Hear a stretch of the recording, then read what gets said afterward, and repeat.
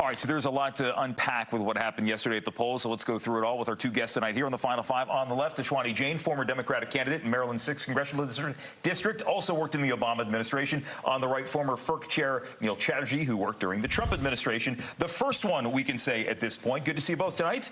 Thanks for having us.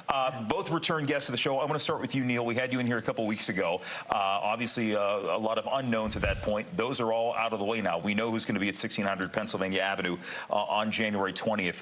What led to this victory, in your estimation? Look, as we've discussed in past appearances, Donald Trump has turned the Republican Party into more of a working-class populist party. And you saw he broadened his appeal across the electorate. I think in every single county in the country, he outperformed what he did in 2020. And it's a real indication of the sort of shifting dynamics of our political coalitions. And I think the Democrats thought that they would wage a campaign against him on personality, on democracy, on January 6th, on, they calling him a fascist. And what he did that was really smart was he went outside of traditional media and he did all these long-form podcasts where people got to see his personality and they're like, this guy's kind of funny. He's humorous. He's like, he's personable. This doesn't strike me as a kind of guy who's going to be a fascist and end democracy. And so I just think that that line of persuasion against him didn't work, coupled with the fact that people are really hurting right now and are worried about inflation and are worried about the economy and are worried about the border. And he put together a pretty substantial coalition to win. So there was a lot of people who poo-pooed the idea of that the economic things would sort themselves out, that maybe, yes, people might be hurting with inflation, they might be paying more in groceries, but trust us, the stock market's never done better, unemployment has never been lower, and those are facts. Sometimes it's about messaging. What do you think for the Harris campaign? Where did it go off the rails? Yeah, well, first, thanks for having me back. And I'll be honest, I'm heartbroken, I'm sad, I'm frustrated, I'm angry. It's been a really tough time. But I'll do something that my Republican friends have not learned how to do, which is admit defeat and concede. That said, it hurts, but it's not surprising. Look, I have spent time working for President Obama on both his campaigns and his White House and his administration. I've ran for office myself within the Democratic Party, running in 2022 as the youngest person to run for Maryland governor, and then earlier this year running for Congress. And I'm going to say something that some folks on my side may not like to hear, but it's the truth. If we only blame the other side for what happened last night, then we are doomed to repeat the same mistakes again. What we need is, and I'll agree with you on this point, we need a major reckoning within the Democratic Party and the Democratic voter. Because we knew on our side that the Trump folks are going to vote for him. We know that they support him. We know that they're okay with the things that he has said and done and been on trial for.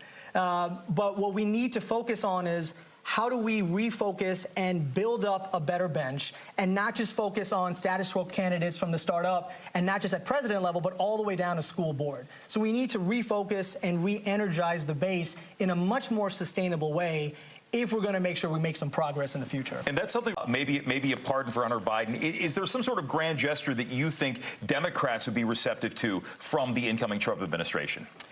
Well, one thing I know from our side, we're not going to incite an insurrection or storm the Capitol because we're not happy with the election results. As you heard from Vice President Harris today, she did concede, and also I think it was important that she mentioned a peaceful transfer of power. For us, I mean, again, it's really focused on the issues and understanding that, you can't use the Justice Department to target your political enemies.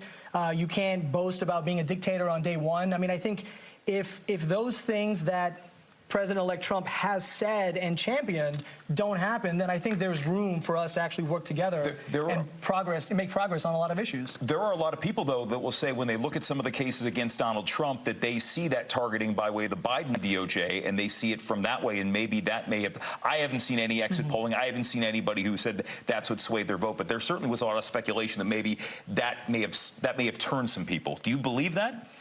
I mean, when someone has 34 felony accounts, that's not, that was by a jury of his peers. right? This is not a targeted operation by the Biden DOJ. But what I will say in terms of how do we move forward, you know, I mentioned earlier about a reckoning within the Democratic Party and the base. And you wrote, I'm going to tweet it out because you wrote a very impassioned, open letter to the Democratic Party. I mean, again, we have to look inwards, and you know that focuses on two aspects: the Democratic voter and the Democratic Party. From a voter perspective, I often hear Democratic voters say they want candidates on their side who are accountable, accessible, transparent, are bold, who get money out of politics, who focus on tangible issues, and yet they often won't get candidates like that. Those candidates will be pushed out or silenced, or they'll actually go back to the status quo. And I saw this firsthand when I ran. Say, that sounds like somebody I once interviewed running for Congress before. It sounds very clear. And same thing with the Democratic Party establishment. They have to support non-status quo candidates, not just at the presidential level, again, as I mentioned, all the way down to school board, which the Republican Party has been very good at. Now the Democratic Party needs to step up and understand that you can't just support candidates who raise the most money, but actually understand their communities, are focused on tangible issues, and are communicating it in that type of way. So, good. I think you're going to jump in on that. No, but I think what I'm curious now, Neil, J.D. Vance will become the vice president, historic in that he'll be 40 years old when he takes the oath. Is J.D. Vance, is he the heir to the MAGA throne here? Is he going to continue this movement? Is Donald Trump basically saying, I'm going to give this to you when I'm done with it? It's really strange. We've not talked about a president running for one term and done at this point. Yeah, look, it's remarkable. What J.D. Vance did in a lot of ways, look, you and I have talked, I'm a Dodgers fan. I thought what J.D. Vance did in the October 1st debate was the equivalent of Freddie Freeman's Game 1 Grand Slam walk-off home run. He completely changed the race. In the lead-up to that, Harris had an excellent rollout, had a wonderful convention, a perfectly executed first debate against Trump, and she was winning cycle after cycle after cycle. And then Vance debated Walz and really prosecuted the case against the Biden-Harris administration, and in many ways kind of flipped the race. And so I think a lot of conservatives, a lot of Republicans who we weren't sure what to think of J.D. Vance, because he hasn't been on the scene for a very long time, were so impressed by the manner in which he composed himself, not just in the debate, but going into hostile media environments and just annihilating his questioners. He was so impressive that I think there's no question he's the future of the Republican Party. We discussed this after that vice presidential debate. That Tim Walz, you know, when they asked him about the Tiananmen Square comment, he really didn't have something ready to go. He did, I think, land a blow, not a crushing blow, but when he brought up that point at the end about admitting Donald Trump lost in 2020. But I want to go back January 6th. Let's admit, that was a dark day in our nation's history. There's no candy coating that. There's been a lot of talk. Donald Trump has said, if I were to be reelected, which he has been, I would consider pardoning some of these January 6th rioters. Is that the move to go? Is that something that you expect to see? Look, I spent almost 15 years of my life working in the United States Capitol. January 6th was a tough day for me to watch, right? We have to move on as a country. The American people were fully aware of everything that transpired. They're aware of everything that Trump said. They're aware of January 6th. They were aware of everything that went on. They didn't believe that Donald Trump himself was responsible for what happened on January 6th, and it borne out in the votes. The guy didn't just win in the Electoral College. He won the popular vote for the first time. The American people judged him based on his record vis-a-vis the Biden-Harris record. And so while I'm someone who's definitely troubled by what happened on January 6th, I want to move on. And I really, truly believe, I don't think I'm being naive about this, I think Donald Trump can, in a second term, when he's not facing voters ever again and he's focused on his legacy, I think he's going to surprise people and be a unifying figure.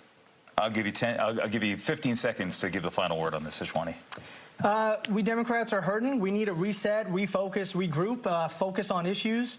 And I hope that President-elect Trump does not do the things that he has said he would do in terms of, abolishing the Department of Education, kicking out Muslims from this country, hurting those in the LGBTQ community, disrespecting our veterans and our fallen soldiers. I hope he doesn't do or act the way that he has portrayed himself since he came on the scene in 2015. Words are one thing, actions are another. We're going to see what transpires. If I can close with one last thing. When Obama won in 2008 and 2012, a lot of young Republicans ran for office and got elected and gave us the J.D. Vances and built that bench.